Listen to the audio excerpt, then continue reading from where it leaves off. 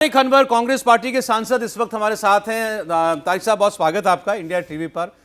लेकिन आज का दिन आपकी पार्टी के लिए अच्छी खबर का दिन नहीं है, बल्कि इनफैक्ट काफी खराब प्रदर्शन कांग्रेस पार्टी का 2010 के नतीजे पर आप हैं। 4 सीटें मात्र और पूरा गठबंधन 36 सीटों पर। ऐसे नतीजों की तो कल्पना शायद किसी ने नहीं की होगी आपके।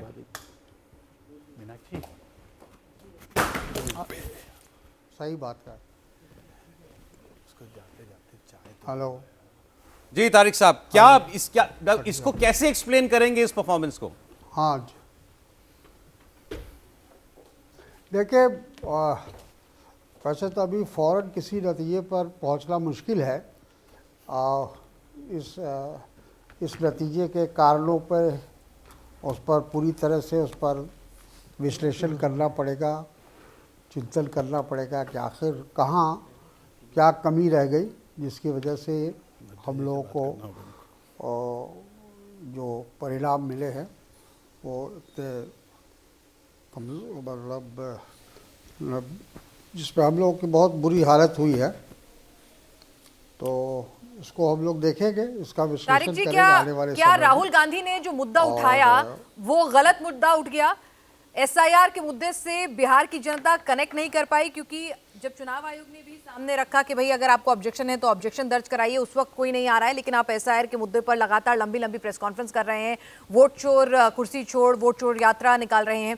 तो क्या वो मुद्दा पब्लिक से बिल्कुल भी कनेक्ट नहीं कर पाया? राहुल गांधी पब्लिक की नब्ज पकड़ने में पीछे छूट गए? नहीं, ऐसा नहीं है। देखिए, पूरे चुनाव के पीछे कई कारण हैं और अभी तो हम जैसा हमने कहा कि उसका हम लोग विश्लेषण करेंगे पूरा नतीजा आ जाने के बाद, और गठबंधन भी करेगा, कांग्रेस पार्टी भी करेगी। और मेरा अपना मानना है कि 2-3 चीज़ें इसमें बहुत महत्वपूर्ण भूमिका निभाया है। एक तो ठीक चुनाव के दौरान महिलाओं के अकाउंट में 10-10 हज़ार रुपये डाला गया। बिहार जैसे राज्य में जहाँ गरीबी है, जहाँ लोग पैसे के लिए मोहताज है, और उस राज्य में अगर महिला के खाते में 10,000 रुपया मिल जाए तो ये अपने आप में बहुत बड़ी बात है।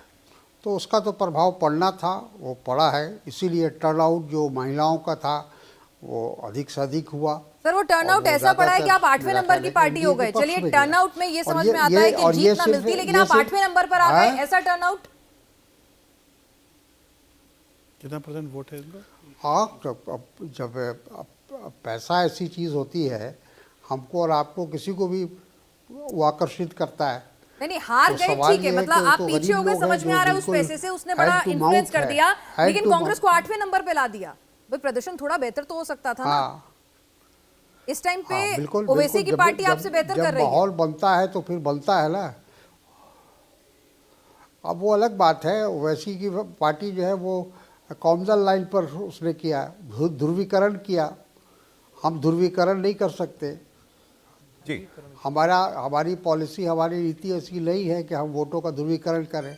भारतीय जनता पार्टी ने भी किया, प्रधानमंत्री ने और गृह मंत्री ने और गिरिराज सिंह ने, फिर भी उन्हें मुस्लिम वोट मिल गए हैं। एड्रेस किया पब्लिक को, और घुसपैठिया के नाम पर एक ध्रुवीकरण का काम तो किया ही इन लोगों ने। सर, क्या फ्रेंडली फाइट आपको नुकसान दे गई? हम ये नहीं कह रहे कि इसी कारण हो गया। सर, सारे मुद्दे आप बता रहे हैं। आपने कहा वोट चोरी, चलिए मुद्दा हो सकता है। आपने कहा 10,000 रुपए महिलाओं के खाते में चले गए, इससे आपको नुकसान पहुंच गया, लेकिन 11 सीटों पर आप अपनों के साथ लड़ रहे थे। 65, हाँ, वो सही है। वो सब भी हमको नुकसान किया है। मैं मानता हूँ कि वो भी हमको नुकसान किया है। तेजस्वी का नाम का डिक्लेरेशन लेट हुआ, वो भी हमको नुकसान किया है। तो कई चीज़ें मिलकर हम ये कहते, मेरे कहने का मतलब ये है कि एक चीज़ को आप नहीं कर सकते कि इसकी वजह से हम चुनाव हार गए। तारिक जी, हमारे यहाँ का जहाँ तक मामला है, 65 लाख वोट तो काटे गए, ये तो सबको पता है। अभी आपने तारिक साहब कहा कि तेजस्वी के नाम का डिक्लेरेशन लेट हुआ, उससे भी हमको नुकसान हुआ। तो कांग्रेस पार्टी क्यों नहीं उनको सीएम पद का चेहरा घोषित कर रही थी? हाँ, तो इसीलिए हम मानते हैं कि सब चीज़ में जो थोड़ी थोड़ी जो कमी रह गई सब जगह, वो सब मिलकर एक बड़ा कारण बन गया। तो उसमें एक कारण ये भी हो सकता है, अभी हमने उसको एक फाइनल ये नहीं कहा, वो फाइनल व्यू नहीं है हमारा, लेकिन हम कह सकते हैं कि ये भी एक कारण हो सकता है। तो ये तो हम लोग बैठकर विश्लेषण करेंगे जब नतीजा फाइनल आ जाएगा।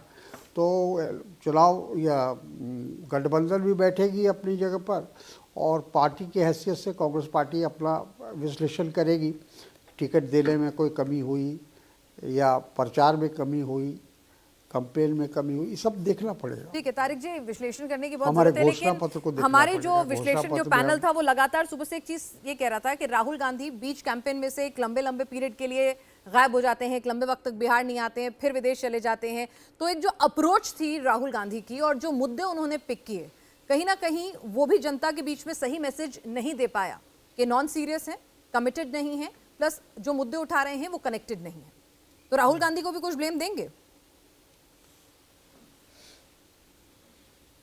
नहीं, वो तो हम लोग कहा ना कि विश्लेषण किया जाएगी, पार्टी विश्लेषण करेगी कि किस कारण से हम लोग इतने पीछे रह गए और हमारा परफॉर्मेंस इतना पुअर रहा, वो हम लोग बैठ कर तय करेंगे, पार्टी तय करेगी। आप टिकट डिस्ट्रीब्यूशन से, सीट बंटवारे से खुश नहीं थे, आपका बयान आया था बीच में, आप कुछ नाराज थे कि 30,000 वोट से हारने वाले को टिकट दिया, जो 113 वोट से हारा उसका टिकट काट दिया।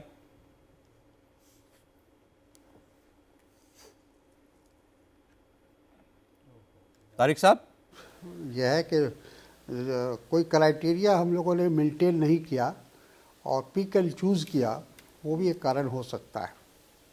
तो ये किसकी पसंद चल रही थी कांग्रेस पार्टी में? कांग्रेस पार्टी में एक तो स्क्रीनिंग कमेटी बनाई गई थी, ऑब्जर्वर्स भेजे गए थे, और वहाँ के प्रभारी थे, पीसीसी प्रेसिडेंट थे, सीएलपी लीडर थे, ये सब लोग जिम्मेदार हैं। कोई अकेले तो जिम्मेदार नहीं कहा जाएगा, ये सब लोग मिलकर डिसीजन ले रहे थे। तो मैं समझता हूँ कि ताल्लवरों को जिम्मेदारी सौंपी गई थी और लास्ट मिनट पे गहलोत को आना पड़ा था मनाने के लिए, समझाने के लिए। तो ये तो कोऑर्डिनेशन था सर, जिम्मेदारी का।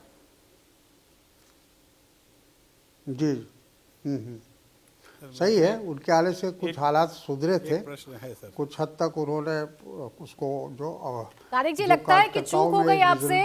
वैसी साहब 6 सीटें मांग रहे थे और वो सीटें उनको नहीं दी गई। आपने भी कहा था कि दिक्कत क्या है, दे देते अगर।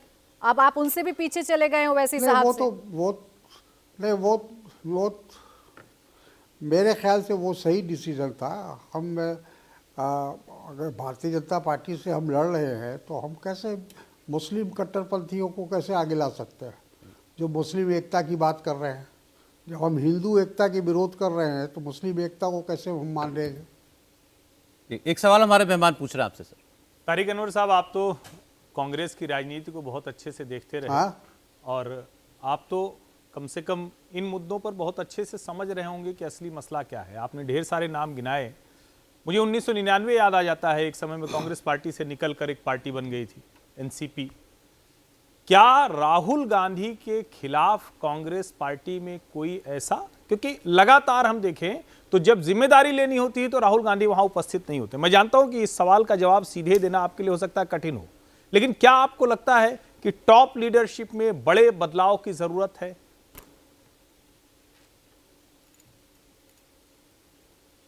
हमसे पूछा आपने? जी हेलो। जी तारिक साहब, आपसे ही पूछ रहा हूं। नहीं,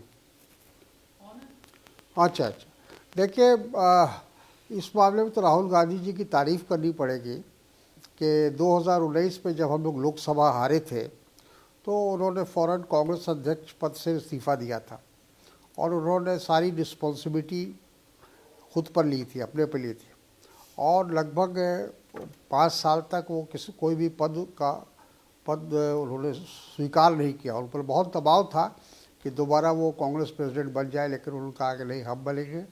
और ये भी कहा उन्होंने कि नाम मेरे परिवार से कोई बनेगा। तो ये डिसीजन तो उन्होंने क्या किया था। उसी तरह सभी जो हमारे कांग्रेस के नेता है, सेकंड लाइन, थर्ड लाइन, उनको भी ये करना पड़ेगा कि अब जैसे अभी जो रिज़ल्ट आया है उसकी जिम्मेदारी लेनी पड़ेगी। प्रदेश लीडरशिप को, स्टेट लीडरशिप को जिम्मेदारी लेनी पड़ेगी। जी, तारिक साहब, मुझे लगता है आपने बहुत स्पष्ट कह दिया है कि क्या ज़रूरत है पार्टी को इन हालात से उबारने के लिए। बहुत शुक्रिया हमसे जुड़ने के लिए।